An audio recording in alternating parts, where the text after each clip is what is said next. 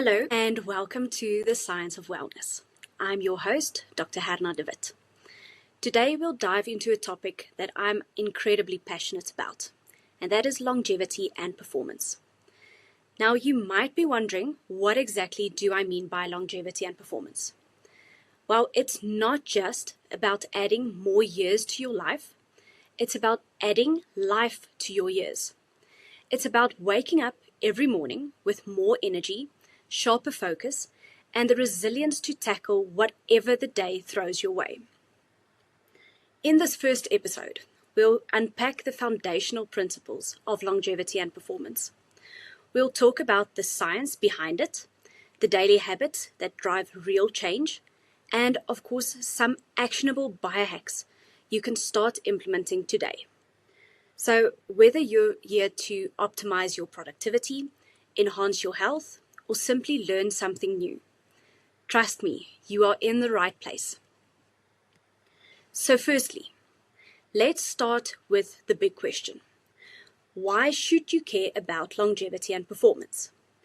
I mean, isn't living long enough already? Well, not exactly, because you see, there's a difference between lifespan and health span.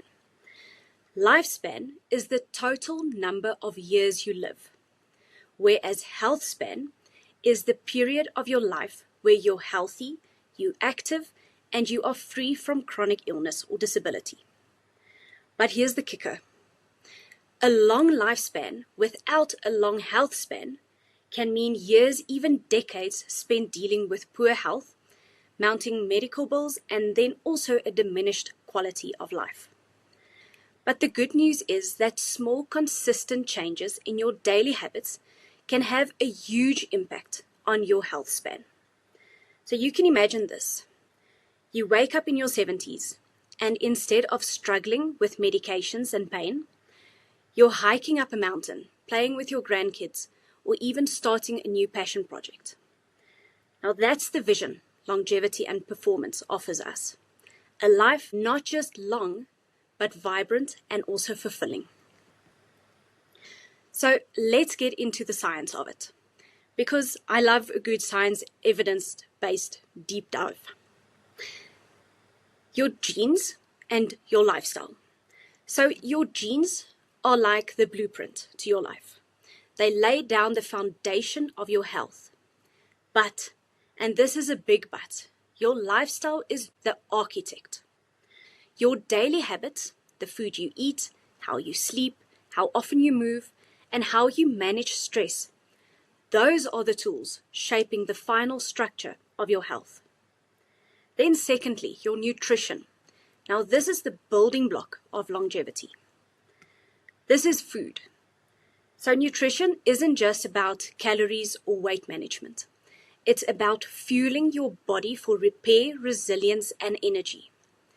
Diets that are rich in fruits and vegetables and lean proteins and healthy fats are like premium grade fuel. On the flip side, diets high in processed foods and added sugars are like pouring sand into a machine. They cause inflammation, oxidative stress, and metabolic chaos. But the good news is every single meal is an opportunity to support your health. Then the third point is your sleep. Now this is your body's repair mechanism. If there's one thing I could convince everyone to prioritize, it's sleep. During deep sleep, your body produces growth hormones. It clears out toxins in your brain, and it strengthens your immune system. But chronic sleep deprivation, that's like skipping maintenance on your car for years.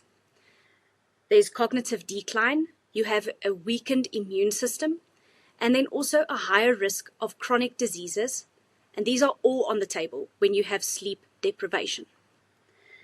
You need to aim for 7 to 9 hours of quality sleep every night, and you need to think of this as a non-negotiable health insurance. Then the fourth point is movement. You need to literally keep your engine running. Now, we often think of exercise as something we do to look good, but it is so much more. Exercise improves your circulation, it supports your immune system, it strengthens your muscles, and it boosts your mental clarity. And it doesn't need to be extreme. A daily walk, some light strength training, or even stretching. You can think small efforts to get big impacts. Then the fifth point here is stress.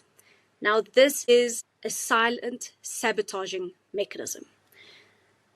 But stress is tricky because a little bit can actually be very good because it sharpens your focus and it boosts your performance. But chronic stress, now that is a different beast completely. Elevated cortisol levels over time can weaken your immune system, it can increase inflammation, and it can even raise your risk for heart disease and cognitive decline. So managing stress isn't just about feeling better, it's about living longer. Now I want to share with you two exciting areas of research that are shaping how we think about longevity. The first one is neuroplasticity. That is literally rewiring your brain for longevity. So your brain isn't fixed, it is adaptable. This ability is called neuroplasticity. By learning new skills, practicing mindfulness, or even engaging in creative hobbies, you can strengthen your brain's neural connections. And the result of this is better focus, sharper memory, and resilience against age-related decline. And the second one here is metabolic flexibility. This is where you use fuel efficiently for your body. So you can think of metabolic flexibility like a hybrid car. It can switch between burning carbs and fats efficiently. Now, modern diets and sedentary lifestyles have disrupted this ability, and it has led to an increase in insulin resistance and energy crashes. Now, the fix for this is regular exercise, balanced nutrition, and even practices like intermittent fasting. But I understand when you hear these things, you might think that it is so many things you need to implement. But I will give you a few practical strategies and biohacks that are science-backed that you can start incorporating today. Now, these tools are proven, they are powerful, and most importantly, they are easy to implement. So the first one is, you need to reduce your glucose spikes. Now, if you wear a CGM, you can definitely monitor this. If you don't, you will realize how you are reducing your glucose spikes by just feeling your energy levels. So, starting with nutrition. When you stabilize your blood sugar, you aren't just avoiding diabetes. It's about maintaining consistent energy levels, mental clarity, and then also preventing those afternoon crashes. Now, how do you do it? You start your meals with fiber-rich vegetables. Then you follow with protein and healthy fats. And then you end with your carbohydrates. So this works because fiber slows the sugar absorption. It prevents sudden spikes and then also crashes in your blood glucose. This creates a more stable energy. It reduces your cravings and then also helps you to gain better metabolic health. Then the second biohack I want to share with you is caloric restriction. Now, caloric restriction isn't about starving yourself. It's about giving your body just what it needs, no more and no less. So you need to reduce your daily caloric intake by 20 to 30% while maintaining essential nutrients. Now, this is effective because it activates sirtuins and the AMPK pathways. Now, these pathways help to improve cellular repair and reduces inflammation and slows aging. The way you can do it is just to start reducing your portion sizes. You can focus on nutrient-dense foods and avoid empty calories. So the benefits of starting to do caloric restriction is improved cellular repair, reduced oxidative stress, and then enhanced lifespan. Then the third biohack is intermittent fasting. Now, intermittent fasting is less about what you eat and more about when you eat it. So you can cycle between eating and fasting windows. You can start with the 16-8 method, where you fast for 16 hours and eat within an 8-hour window. Now you can play around with this on a 24-hour window and see how the 16-8 method works. If you feel too tired, you can decrease the time you are fasting in and increase the time you are eating within. But eventually aim for the 16-8. Then why this works is because fasting triggers autophagy. That is where your body removes damaged cells and it regenerates the healthier ones. Now, improved metabolic health and enhanced insulin sensitivity and better brain function are some of the benefits that you can expect when implementing intermittent fasting. But just a note for this. Now, for women, you need to avoid fasting during menstruation because fasting can actually disrupt your hormone balance. So just keep an eye on your cycle so that you know exactly when and when not to fast. Then my fourth biohack that I'm giving you today is stress management techniques. Now, stress is unavoidable, but how we manage it can make all the difference. So techniques like mindful meditation, focused breathing, and guided relaxation exercises are things you can start implementing.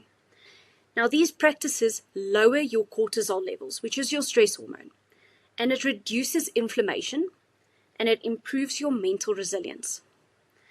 You can start by dedicating only 5 or 10 minutes daily to focus on your breathing or a guided meditation. The benefits of doing this is you will start to reduce your stress, you will improve your emotional resilience, and the best is you will have better sleep quality. Then the fifth biohack I'm sharing today is exercise optimization. Now, movement is a non-negotiable, and it is essential for longevity and daily performance. A balanced mix of aerobic, strength, and flexibility exercises are what is the most beneficial. So exercise improves your mitochondrial health. It boosts your cardiovascular function, and it balances key hormones. You can start by aiming for 10 minutes of any type of exercise a day. Then work your way up to getting to 150 minutes of moderate exercise per week. You can spread this across cardio, strength training, and stretching. Now, there's a lot of benefits that you can start experiencing when you start to increase your movement. Firstly, you will have better physical health. You will also have enhanced mood, so you will feel better. And then the best is you will have a reduced risk of chronic diseases. Now, biohack number 6 that I'm sharing with you today is a morning routine that you start with the 20-20-20 method. So how you start your day often sets the tone for everything that follows. Now, what is the 20-20-20 method? So you need to break your first hour into 3 focused 20-minute blocks. So let's say 20 minutes of exercise, where you get your blood flowing, 20 minutes of mindfulness, where you calm your mind, and 20 minutes of learning to stimulate your brain. Now you can mix these up. You can start with learning, then mindfulness, then exercise, whatever works best for you. But this approach balances your cortisol levels, and it enhances focus, and it also prepares your mind for productivity. Now, when you start implementing this 20-20-20 method, you will experience a few benefits, like reducing your stress, you have sustained energy, and then also sharper focus. You can also reinvent this 20-20-20 morning method to include it into your evening routine, but then just remember, if you do some exercise, rather than a high cardio exercise, do something like a yoga or a Pilates that will still keep your heart rate low enough, and don't do exercise an hour to 2 hours before you go to bed. Then the 7th biohack I want to share with you today is cold exposure. Now, this one might make you shiver but trust me, it is worth it. So all that you need to do, you don't need to go and plunge into ice baths. You need to only end your showers with 30 seconds of cold water. Now, cold exposure stimulates norepinephrine release, and it activates the brown fat, which then boosts metabolism and reduces your inflammation. The benefits of this is that you will have increased energy, enhanced mental clarity, and better recovery from physical activity. But just a caution here, if you have a heart condition, please consult your doctor first before trying cold exposure. Then biohack number 8 is sun exposure. Now, sunlight, it's free, it's abundant, and it's incredibly powerful, especially if you live in areas where you get a lot of sunlight. So you can get 10 to 15 minutes of sunlight exposure every morning. Sunlight regulates your circadian rhythm, which is your brain's rhythm of knowing when it should fall asleep and stay awake. And it boosts serotonin, and it also enhances your vitamin D production. The benefits of sunlight exposure in the mornings is that you will have better sleep, you will have improved mood, and you will also have a stronger immunity. So, as you can just hear from this, these biohacks are strategies that aren't complicated. They are simple, and they are science-backed habits that can fit into anyone's routine. Now, the key takeaway from this is that you need to start small. You can choose 1 or 2 strategies that resonate with you and then start building from there. Consistency is what turns biohacks into long-term habits. Now, as exciting as biohacks are, let's not forget the basics. You need to focus on your sleep, your nutrition, and your movement. With your sleep, you need to aim for 7 to 9 hours per night. With your nutrition, you need to prioritize whole and unprocessed foods.